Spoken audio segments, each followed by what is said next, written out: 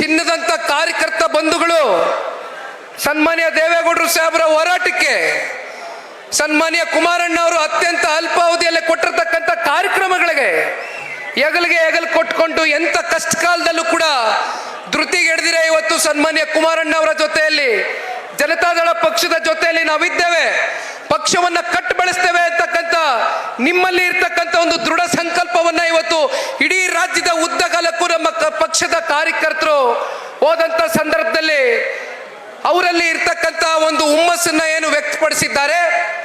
ಬಹುಶಃ ಇವೆಲ್ಲವನ್ನ ನೋಡಿದಾಗ ಒಂದು ಮಾತನ್ನ ತಮ್ಮೆಲ್ಲರ ಸಮ್ಮುಖದಲ್ಲಿ ಸನ್ಮಾನ್ಯ ಕುಮಾರಣ್ಣ ಅವರ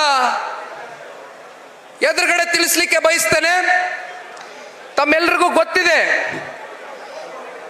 1999ರಲ್ಲಿ ಜನತಾದಳ ಪಕ್ಷ ಉದ್ಭವವಾಯಿತು. ಸರಿಸುಮಾರು 25 ವರ್ಷಗಳ ಕಾಲ ಒಂದು ಪ್ರಾದೇಶಿಕ ಪಕ್ಷ ಕನ್ನಡ ನಾಡಿನಲ್ಲಿ ಕರ್ನಾಟಕದ ಅಸ್ಮಿತೆಗೋಸ್ಕರ ನಾಡಿನ ನೆಲ ಜಲ ಭಾಷೆಗೆ ಸುದೀರ್ಘ ಕಾಲ ಹೋರಾಟವನ್ನ ಮಾಡಿರ್ತಕ್ಕಂಥ ರೈತರ ಪಕ್ಷ ಅಂತಾನೆ ಗುರುತಿಸ್ಕೊಂಡಿರ್ತಕ್ಕಂಥ ನೀವು ಬೆಳೆಸಿರ್ತಕ್ಕಂಥ ಜನತಾದಳ ಪಕ್ಷವನ್ನ ಇತ್ತೀಚಿನ ದಿನಗಳಲ್ಲಿ 25 ವರ್ಷ ಬೆಳ್ಳಿ ಹಬ್ಬವನ್ನ ಆಚರಣೆ ಮಾಡಿದೆ ಅಂತಕ್ಕಂಥದ್ದಾದ್ರೆ ಅದಕ್ಕೆ ಬಹುಪಾಲು ನಮ್ಮ ನಿಷ್ಠಾವಂತ ಕಾರ್ಯಕರ್ತ ಬಂಧುಗಳಿಗೆ ನಮ್ಮ ಮೈಸೂರು ಜಿಲ್ಲೆಯಲ್ಲಿ ಇರ್ತಕ್ಕಂಥ ವಿಶೇಷವಾಗಿ ನಮ್ಮ ಚಾಮುಂಡೇಶ್ವರಿ ವಿಧಾನಸಭಾ ಕ್ಷೇತ್ರದಲ್ಲಿ ಎಲ್ಲ ನಮ್ಮ ತಂದೆ ತಾಯಂದ್ರುಗಳು, ನೀವು ಪುಣ್ಯಾತ್ಮರು, ಸುದೀರ್ಘವಾದಂಥ ಸನ್ಮಾನ್ಯ ದೇವೇಗೌಡರು ಕುಮಾರಣ್ಣ ಅವರ ರಾಜಕೀಯದ ಒಂದು ಹೋರಾಟಕ್ಕೆ ನಿರಂತರವಾಗಿ ಕೊಟ್ಟಿರ್ತಕ್ಕಂಥ ಬೆಂಬಲ ಇವತ್ತು ಜನತಾದಳ ಪಕ್ಷ ನಿಮ್ಮ ಕಣ್ಣೆದುರುಗಡೆ 25 ವರ್ಷಗಳ ಕಾಲ ಬೆಳ್ಳಿ ಹಬ್ಬವನ್ನು ಆಚರಣೆ ಮಾಡಿದೆ.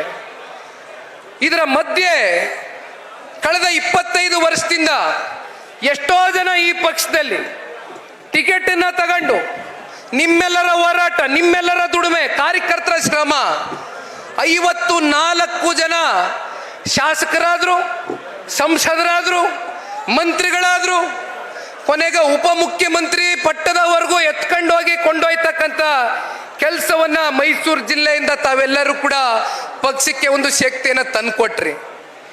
ಇಡೀ ರಾಜ್ಯದಲ್ಲಿ 54 ಜನ ಪಕ್ಷವನ್ನ ತ್ಯಜಿಸಿ ಹೋಗ್ತಾರೆ.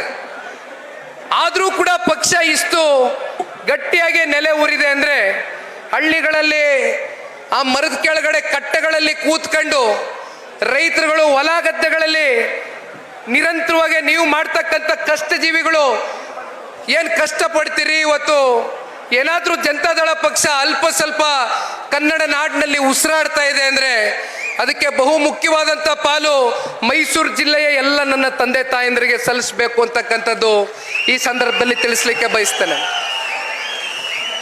ನಾವೆಲ್ಲರೂ ಇವತ್ತು ಒಂದು ಶಪಥವನ್ನ ಮಾಡಬೇಕಾಗ್ತದಣ್ಣ.